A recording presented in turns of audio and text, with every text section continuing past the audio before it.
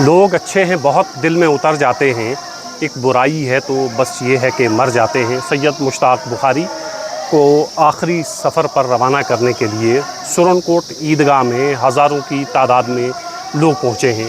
میرے پیچھے آپ دیکھ رہے ہیں، ایسا لگتا ہے کہ سارا سورن کوٹ، پونچھ، مینڈر اور راجوری یہیں امڈ آیا ہے۔ سید مشتاق بخاری جن کی صبح 6 بجے کے آس پاس بتایا جا رہا ہے کہ ان کا انتقال ہوا۔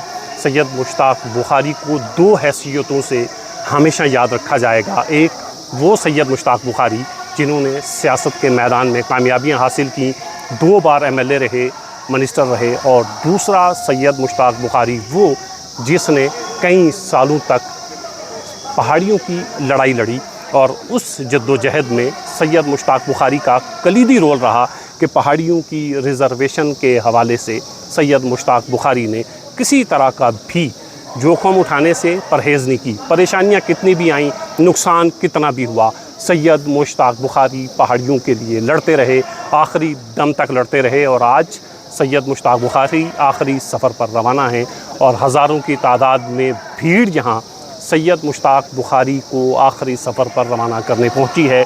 یہ سورن کوٹ عیدگاہ ہے، تھوڑی ہی دیر میں نماز جنازہ ادا کی جائے گی اور اس کے بعد ان کے آبائی گاؤں مڑہوٹ میں ان کی تدفین ہوگی، وہاں ان کو دفن کیا جائے گا۔ تو سید مشتاق بخاری پچھلے 1 سوا مہینے سے یہیں تھے، کیونکہ سورن کوٹ اسمبلی کنسٹیچوئنسی سے بھارتیہ جنتا پارٹی کے سید مشتاق بخاری امیدوار ہیں۔ مشتاق بخاری 1 سے 1.5 مہینہ اسی سرزمین پر رہے، یہیں کے لوگوں سے ملے۔ یہ وہی لوگ ہیں جنہوں نے 2 مرتبہ اسمبلی میں سید مشتاق بخاری کو پہنچایا تھا، اور سید مشتاق بخاری چونکہ کافی عرصہ سے اس علاقے سے کٹے ہوئے تھے، جموں میں مقیم تھے، ان کی طبیعت بھی ناساز تھی، لیکن آخری وقت میں دیکھیے کہ کس طرح قدرت نے انہیں سورن کوٹ پہنچایا۔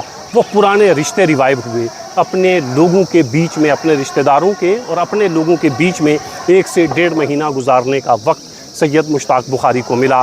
وہ لوگ جنہوں نے کئی سال سید مشتاق بخاری کے ساتھ گزارے تھے، آخری وقت میں، آخری عرصے میں 1 سے 1.5 مہینہ وہ لوگ یہیں پر رہے۔ سید مشتاق بخاری ان سے ملے، وہ ان سے ملنے آتے رہے۔ تو میں جو ایک پہلے ولاگ میں کہہ چکا ہوں کہ سید مشتاق بخاری اس حوالے سے بہت خوش قسمت رہے کہ پہاڑیوں کی جد و جہد کو دیکھا، اس میں شامل ہوئے، اور پھر پہاڑیوں کو ریزرویشن دلوا کر دم لیا۔ دوسرا ایک بڑا اہم جو سید مشتاق بخاری میں خلا تھا کہ وہ جموں میں مقیم تھے، یہاں کے لوگوں سے کٹے ہوئے تھے۔ آخری اس حوالے سے بھی بہت خوش قسمت رہے کہ 1 سے 1.5 مہینہ میں سورن کوٹ میں گزارا، اپنے لوگوں کے ساتھ رہے، وہ رشتے جو ٹوٹ گئے تھے، منقطع ہو گئے تھے، ان رشتوں کو جوڑنے کی کوشش کی۔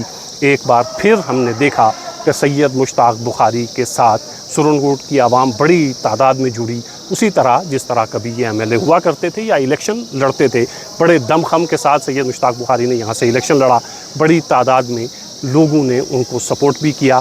لیکن 8 تاریخ کو اس کے نتائج آنے تھے، 8 تاریخ سے پہلے قدرت کو کچھ اور منظور تھا۔